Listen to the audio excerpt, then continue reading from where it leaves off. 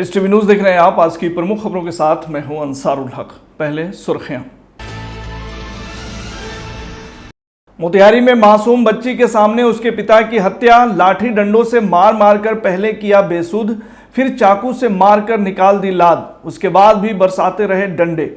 दिल दहला देने वाली इस हत्या के बाद अब तक 6 अपराधी लिए गए हिरासत में। मोतिहारी से सीतामढ़ी जा रही एक सवारी बस पलटी। घटना में 1.5 दर्जन यात्रियों के घायल होने की खबर। जिलाधिकारी सौरव जोरवाल ने किया छात्रावास व विद्यालय निर्माण कार्य का निरीक्षण। कार्य में तेजी लाने और गुणवत्ता बनाए रखने के दिए निर्देश।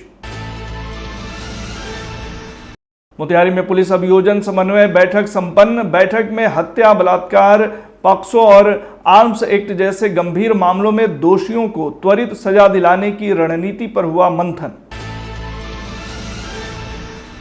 मोतिहारी में वीरांगना रानी लक्ष्मीबाई की पुण्यतिथि पर श्रद्धांजलि सभा आयोजित। सैकड़ों लोगों ने दी भावभीनी श्रद्धांजलि।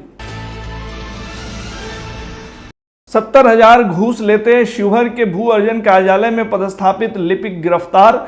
निगरानी विभाग की टीम ने की बड़ी कार्रवाई। और जिला स्तरीय तलवारबाजी प्रतियोगिता का भव्य आयोजन। प्रतिभाशाली खिलाड़ी करेंगे राज्य स्तर पर प्रतिनिधित्व।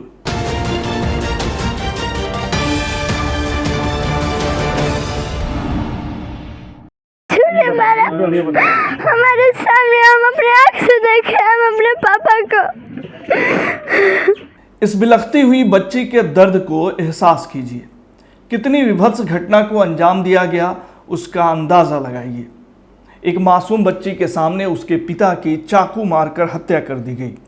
सिर्फ यह बच्चे ही नहीं बल्कि पूरे परिवार के सामने एक आदमी को लाठी डंडे से प्रहार कर पहले बेसूध कर दिया गया, फिर चाकू से गोद कर लाद बाहर निकाल दिया गया। लाद बाहर आने के बाद भी क्रूर अपराधी नहीं माने और लाठी डंडे बरसाते रहे। ऊ नहीं, ऊ न लाठी फाटा गिरे, ऊ लाठी फाटा गिरे। आप गिर गइलन भैया, बस उआ के साफ चक्कू निकलक, साफा मार देलक, मार के साफा पेर देलक। आ मार के कह के हटन तो तोरो के मार दे हैं। मोहन के बेटा रहे। आ मार के छपले बानी सन। आ मार के ऊपर से लाठी गिरल बाड़न। आ लाद निकल गइल बाटे। आ लाठी ऊपर से ना धुन गिरत आटे। जरा कल्पना कीजिए कि किस क्रूरता के साथ मोतिहारी में हत्या की एक घटना को अंजाम दिया गया।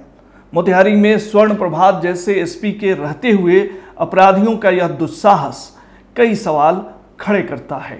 दरअसल मोतिहारी के बंजरिया थाना क्षेत्र स्थित चैलाहा टाल में अब्बास मिस्त्री को बारात के दौरान गाना बजाने को लेकर हुए एक मामूली विवाद के बाद मार मारकर मौत के घाट उतार दिया गया। खबर के मुताबिक मंगलवार की रात गांव से एक बारात जा रही थी, जिसमें गाना बजाने को लेकर 2 पक्षों में विवाद शुरू हो गया। कहासुनी ने जल्द ही मारपीट का रूप ले लिया। बताया जाता है कि मृतक ने उस समय बीच बचाव कर मामले को शांत कराया, लेकिन विवाद की चिंगारी बुझने के बजाय भीतर ही भीतर सुलगती रही। बुधवार की दोपहर फिर से एक बार दोनों पक्षों में कहासुनी हुई और झगड़ा बढ़ गया।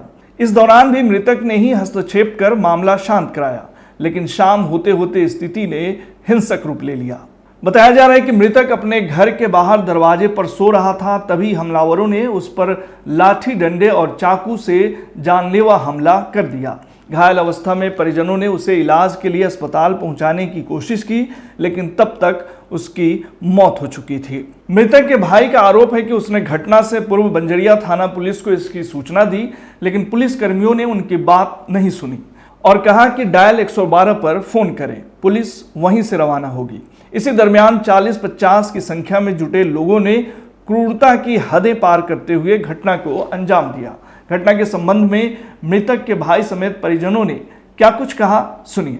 थाना पे गए थे, कल बारात जाने वाला था सर। ठीक है, बारात में हम लोग बारात निकल के आगे गए थे। एक मलाबाई के घर है, वहाँ पे बाजा बज रहा था, थोड़ी बहुत बाजा पछावन हो रहा था। वो उठा, उनका लड़का उठाया, 5 मारना शुरू कर दिया सबके। 2-4 के मारा वहाँ पे, वो लोग चले गए। हम लोग बारात चले गए लेकर।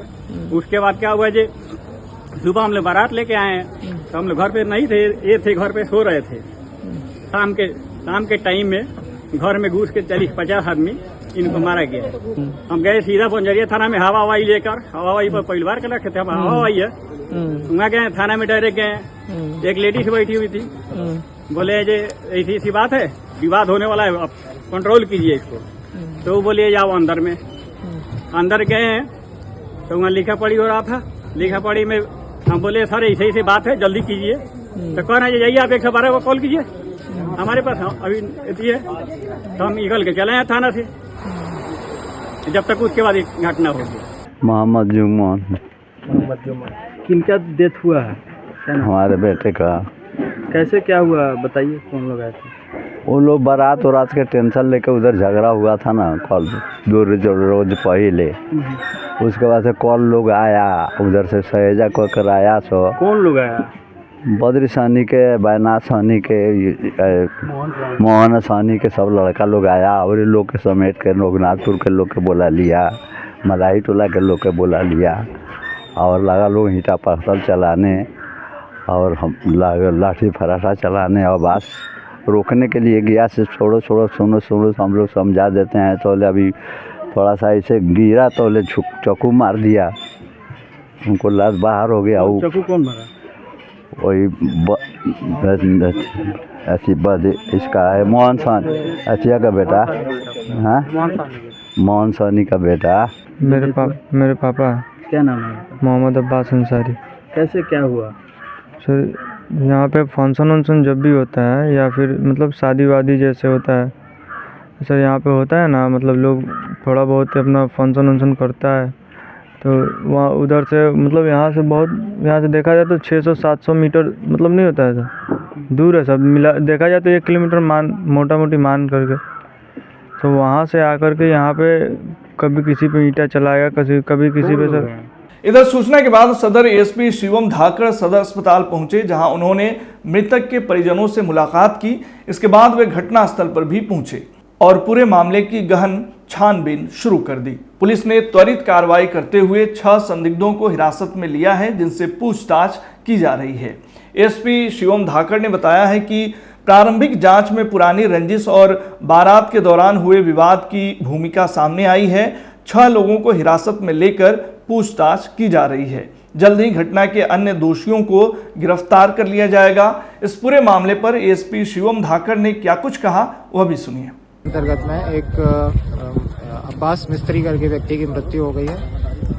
मृत्यु के में पता चला है कि कल इनका विवाद हुआ था दोनों पार्टीज के बीच में। उसी विवाद के चलते हुए लड़ाई बढ़ गई और आज पता चल रहा है कि प्लानिंग से ये लोग दूसरी साइड वाले आए हैं और उन पर हमला किया है। उसी हमला के क्रम में लाठी डंडा था और चाकू भी था किसी के पास।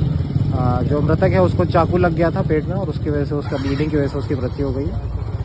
6 लोगों को हमने हिरासत में लिया है और जैसा आवेदन दे रहेंगे परिजन उसके हिसाब से अग्रिम कार्रवाई की जाएगी। वो दूसरा पक्ष कौन लोग हैं सर? दूसरा पक्ष उनके गांव के ही हैं। कल जो विवाद हुआ था कुछ शादी में फंक्शन को लेके हुआ था, तो आपसी विवाद है, उसी विवाद को लेके बात बढ़ गई और घटना को अंजाम दिया उन्होंने।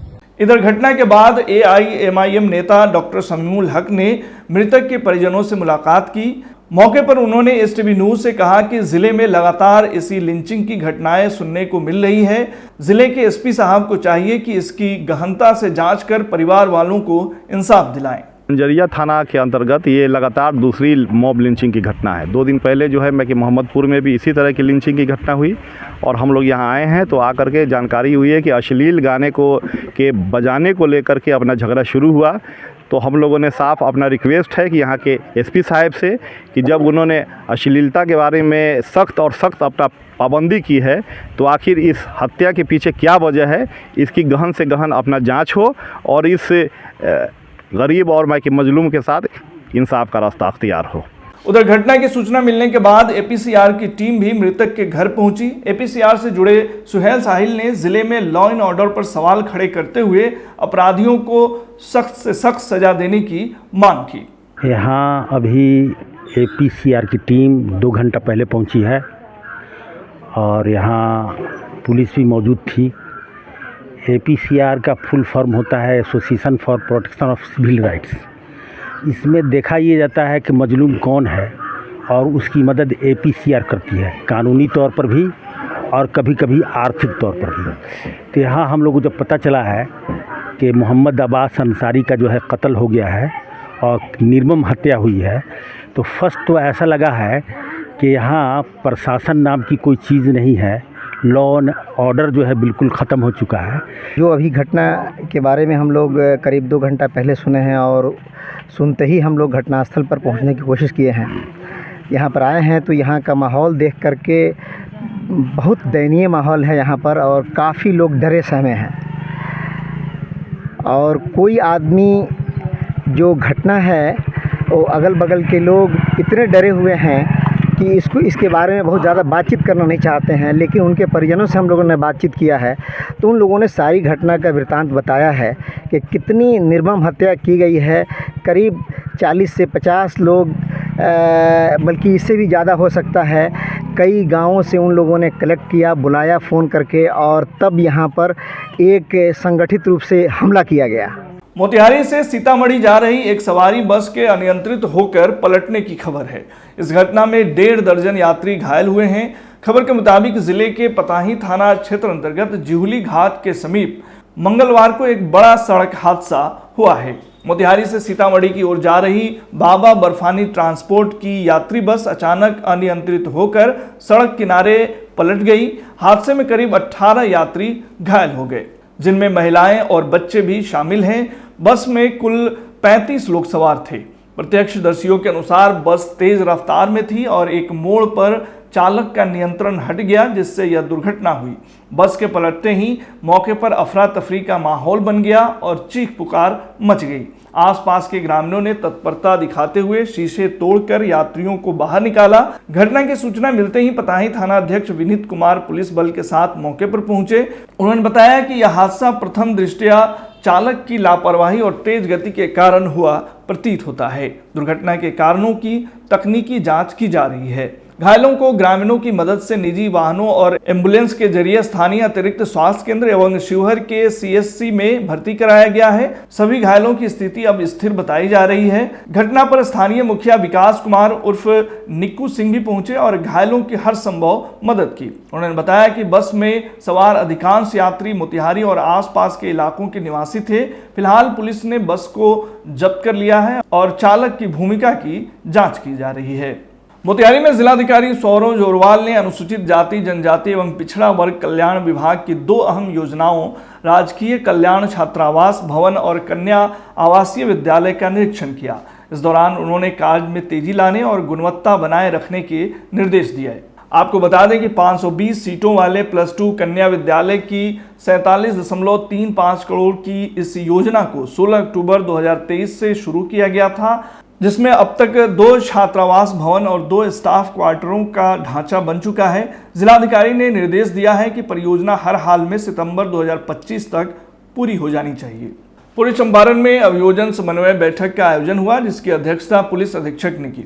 बैठक में हत्या, बलात्कार, पॉक्सो और आर्म्स एक्ट जैसे गंभीर मामलों में दोषियों को त्वरित सजा दिलाने की रणनीति पर मंथन किया गया। एसपी ने जांच की गुणवत्ता, समयबद्ध चार्जशीट और कोर्ट में प्रभावी प्रस्तुतिकरण पर बल दिया। अभियोजन अधिकारियों के केस की नियमित मॉनिटरिंग और पीड़ितों की सुरक्षा सुनिश्चित करने का आग्रह किया गया। इस दौरान सभी अधिकारियों ने न्यायिक प्रक्रिया को तेज व पारदर्शी बनाने का संकल्प लिया। महापुरुष प्रतिमा संरक्षण समिति मोतिहारी के तत्वावधान में वीरांगना झांसी की रानी लक्ष्मीबाई की पुण्यतिथि शहर के मधुबन छावनी चौक स्थित उनकी प्रतिमा स्थल पर श्रद्धा एवं सम्मान के साथ मनाई गई। कार्यक्रम की शुरुआत देशभक्ति की भावना से ओतप्रोत कविता सिंहासन हिल उठे राजवंशों ने भ्रुकुटी तानी थी, बूढ़े भारत में आई फिर से नई जवानी थी से की गई, जिससे माहौल भावुक हो गया। कार्यक्रम में शामिल वक्ताओं और प्रतिभागियों ने रानी लक्ष्मीबाई के अदम्य साहस, बलिदान और देशभक्ति को याद करते हुए उन्हें यथोचित श्रद्धांजलि अर्पित की। इस दौरान प्रतिमा स्थल पर उपस्थित सैकड़ों लोगों ने पुष्प अर्पण कर वीरांगना को नमन किया। इस अवसर पर समिति के सदस्यों ने संकल्प लिया कि भविष्य में भी ऐसे महान स्वतंत्रता सेनानियों की जयंती एवं पुण्यतिथियों को पूरे श्रद्धा और गरिमा के साथ मनाया जाएगा। मैं यही बोलना चाहूँगी, आज झांसी की महारानी लक्ष्मीबाई के पुण्यतिथि के अवसर पर यही बोलना चाहूँगी कि महिला को जब जब भी अवसर मिला है, महिला ने अपने हर क्षेत्र में अपने दक्षता को साबित किया है कि वो किसी भी मामले में पुरुष से कमजोर नहीं है। इसका सीधा उदाहरण झांसी की महारानी लक्ष्मीबाई है, जिन्होंने अंग्रेजों के खिलाफ एक अकेले अब उनके नेतृत्व में लड़ाई लड़ी गई थी और आज ही के दिन उन्होंने वीर गति को प्राप्त की थी। महिला किसी भी चीज़ में कमज़ोर नहीं है। यहाँ आप लोग महिला खिलाड़ी को भी देख सकते हैं, ये लोग भी अपने अपने क्षेत्र में बहुत अच्छा कर रही हैं। तो जब जब भी अवसर मिलेगा हम महिला अच्छा करेंगी। मनाने का कि इनके बताए हुए रास्ते को अपने जीवन में अमल करना चाहिए, तभी जाकर यह देश सुरक्षित रह सकता है। यानी समय पड़े तो कलम और समय पड़े तो तलवार उठाने की ज़रूरत है देश को सुरक्षित रखने के लिए। आइए हम इन्हें पुष्प रूपी श्रद्धांजलि अर्पित करते हैं आज के श्रद्धांजलि के अवसर पर। और तमाम साथी जो लोग यहाँ आए हुए हैं, जहाँ से आए हुए हैं, अरुण बाबू भी आए हुए हैं मुजराहा से, और जो लोग भी जहाँ से आए, सबका स्वागत है, वंदन है, खैर मकदम है। और तमाम प्रेस और मीडिया के साथियों का अभिनंदन है। मेयर साहिबा भी आई, माननीय, यहाँ सबका स्वागत अभिनंदन है। और इस मूर्ति की जो स्थिति थी पहले, वो आप सभी जानते हैं।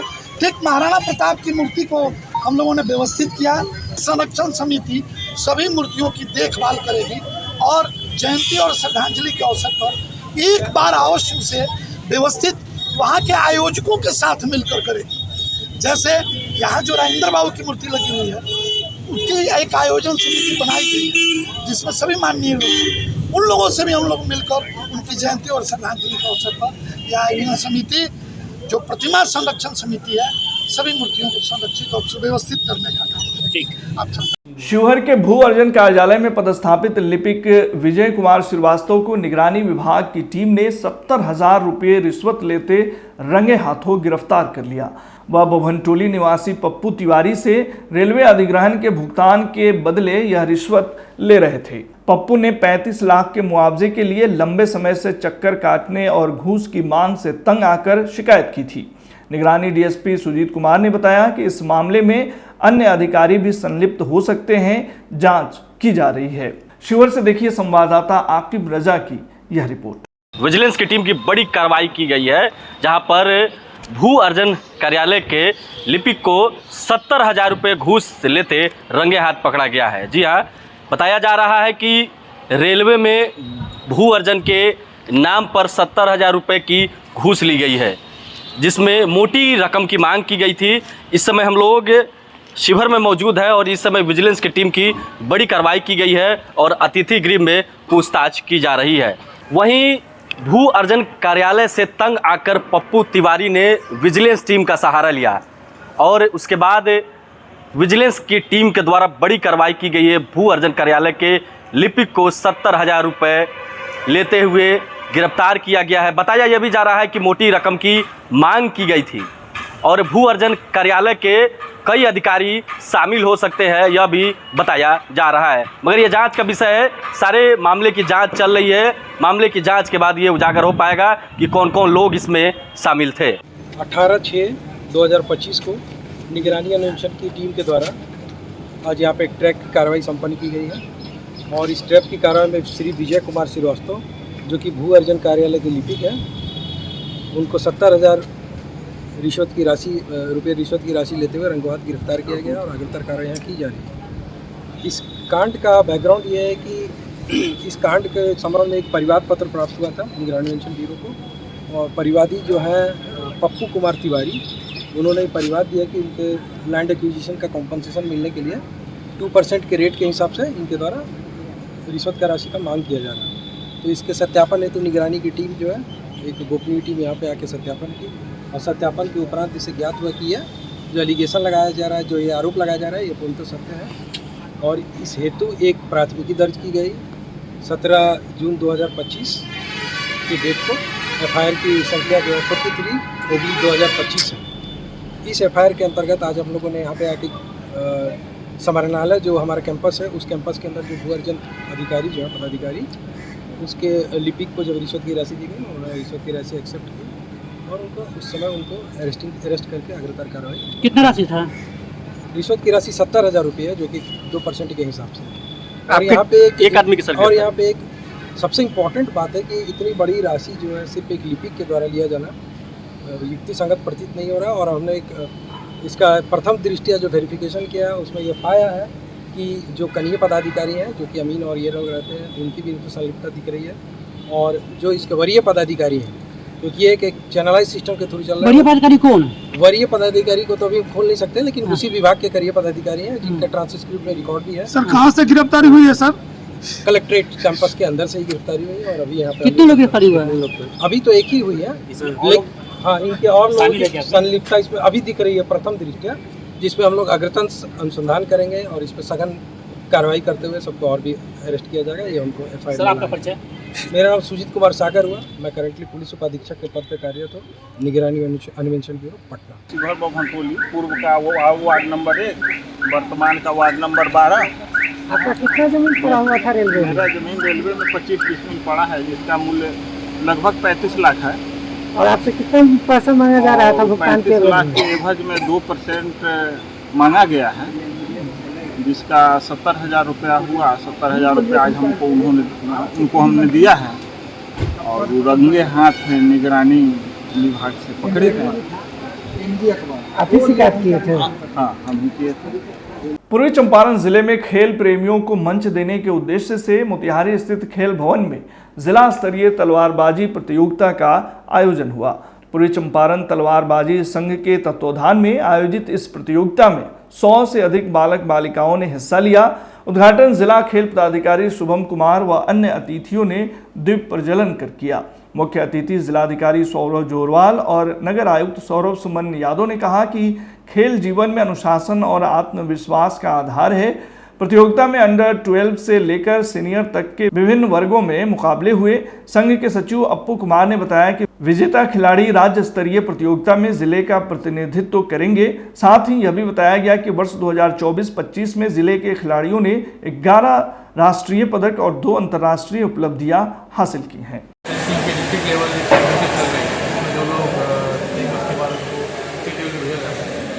हमारे जिले को पदक मिले और हमारे बच्चे काफ़ी टैलेंटेड हैं, लगातार प्रैक्टिस कर रहे हैं, कई सालों से प्रैक्टिस कर रहे हैं।